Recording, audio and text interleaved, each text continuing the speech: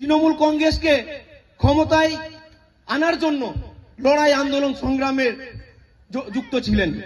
সেরকম বেশ কিছু মানুষ তৃণমূল কংগ্রেস ক্ষমতায় আসার পরেই কোন এক ব্যক্তি, তার নাম আপনারা বুঝতে পারছেন, তার নিজস্ব স্বার্থকে চরিতার্থ করার জন্য ওয়াসেল মোল্লার মতো মানুষকে তিনি কৌশল করে একঘরে করে দল থেকে বিতাড়িত করেছিলেন।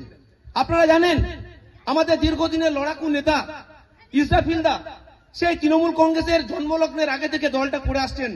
এই ধরনের কিছু মানুষকে তার নিজের স্বার্থ সিদ্ধিকে চরিতার্থ করার জন্য তিনি দল থেকে কৌশল করে বাদ দিয়েছেন। যখন যেভাবে তার অন্যায়ের বিরুদ্ধে তার মুখ খুলেছেন, তাকে কিভাবে কৌশল করে বার করে দেওয়া যায়, এই 300 মিটার দূরে যার বাড়ি, আমি এখান থেকে বক্তব্য রাখছি, যদি ক্ষমতা থাকে আমার সামনে এসে দাঁড়াতে বলুন, আমি একটা একটা করে চ্যালেঞ্জ দিয়ে বলে যাচ্ছি। তো তাদেরকে তিনি বার করে দিয়েছেন। কেন বলছে এই কথাগুলো? এই মানুষগুলো লড়াই সংগ্রাম আন্দোলনের মধ্য দিয়ে দলকে ক্ষমতায় প্রতিষ্ঠিত করেছেন নিজের নিজের এলাকায়।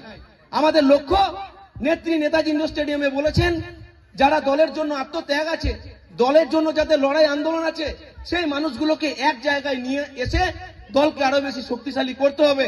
তাই আমাদের নেতা সিউড়ি 2 নম্বর ব্লকের কার্যকরী সভাপতি মাননীয় অশ্বিনী মণ্ডল মহাশয়ের নেতৃত্বে সমস্ত বঞ্চিত মানুষগুলোকে, বঞ্চিত করে রাখা মানুষগুলোকে আমরা একটা জায়গায় আপনাদের সামনে নিয়ে এসেছি। আপনারা খুশি তো? আপনারা খুশি তো? খুশি। আপনারা এই মানুষগুলোর সাথে থাকবেন, মমতা ব্যানার্জির সাথে থাকবেন। লাস্ট 2.5 মাস আগেকার একটা কথা আপনাদের সামনে তুলে ধরতে চাই। আমাদের খন্না এমএসকে স্কুল আছে, আপনারা অনেকেই জানেন। সেই এমএসকে স্কুলে লাস্ট এই যে ভদ্রলোক যে 300 মিটার দূরে রয়েছে আমার থেকে, আমাকে একটা মিটিং অ্যারেঞ্জ করতে বলা হয়। আমি সেখানে একটা মিটিং অ্যারেঞ্জ করেছি, বিগত 2.5 মাস আগেকার কথা বলছি। সেখানে উনি বক্তব্য রাখছেন, নমস্কার যা বলার সব বললেন। তো উনি বলছেন কোমা অঞ্চলের বলিষ্ঠ সংগঠনের নাম হচ্ছে বলরাম বাগদি। একটু শুনে নেন। সিউড়ি 2 নম্বর ব্লকের তপশিলি জাতি সেলের মুখ হচ্ছে বলরাম বাগদি।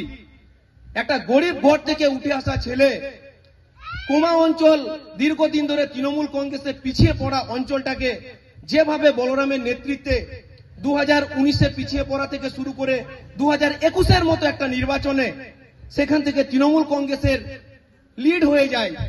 2023-এর নির্বাচনে একটা ভালো ফল, 2024-এর নিরিখে ছোট্ট একটা অঞ্চল, মাত্র 6,500 ভোট, সেখান থেকে 3,000-এর উপর লিড। তো বলরাম একটা বলিষ্ঠ সংগঠক।